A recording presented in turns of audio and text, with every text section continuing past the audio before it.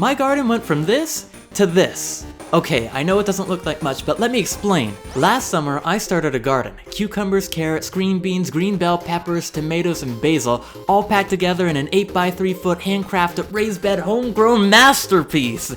Oh yeah, it was looking good. Until it didn't. Now, I've told this story before, so long story short, the only harvest I got last summer were a few tomatoes and a broken tree. But what I learned from that failure would be critical for the success in my fall garden. That's right, attempt 2 was on the horizon. Summer in Florida might have burnt many of my summer crops, so what did I do? I planted the same seeds again in the fall, except this time, I replaced the cucumber with lettuce, and the carrots with lettuce, as in I didn't replace the carrots. But I did plant some corn. Good old hearty corn, fall staple crop, a walk in the plant park if you ask me. Yeah, I still only got tomatoes out of that one. And a couple of beans, but mostly just tomatoes. And a quick check under the hood, we got worms! A ton of them. And I'm pretty sure my dad just put some in when I wasn't looking, but I didn't see him do it, so I'm gonna say they found us. Winter in most places probably isn't a growing season, but here in Florida, where our low most days is 50 or higher still, well, there's a chance, wasn't there? And I kinda gave up. I was just gonna wait until spring really, but I left what was in there in the fall just cause I was lazy really, and you know what, it sat there all winter and I didn't pay attention to it, and that's when it happened. I finally decided I was gonna go out and rip up the dead stuff to make room for the spring, and ba-bam!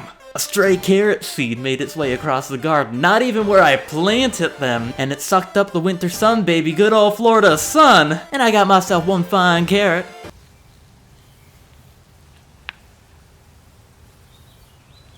Hey, well, look at that. But the real surprise were the beans. The beans burned up in the summer. So I replanted them, they grew all fall long, and when I left them in the winter, they popped off even harder. I even missed a lot of them since I wasn't checking them regularly. And the basil, which was looking kind of sad in the summer, came back too. But I have another video on that, so watch that one too, you know. Spring comes around, and this time I've got a plan. We're in 2024, it's almost here, and we're gonna separate the bed into 3 sections this time. On the left, we got the lettuce. Down the middle, we're putting onions, and on the right are those good old beans.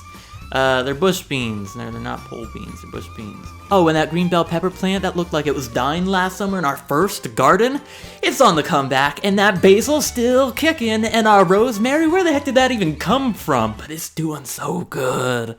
And that takes us back here to today. We're back here on the verge of summer, and the spring harvests are ready. We've gotten beans and tomatoes all spring long, 2 delicious green bell peppers so far, and a bunch of blooms on their way. Trimmed up the rosemary, we're on Trimmed up the rosemary, we're on our 3rd home garden salad for 5 people with that lettuce. I don't know how it happened, but with a little bit of effort and mostly nature taking its course, my garden accidentally got good. Which just goes to show, when conditions are right, life wants to happen. Look, I know my garden could be way better still, and it's a tiny little thing compared to some gardens, but let me have this, okay? I'm still learning.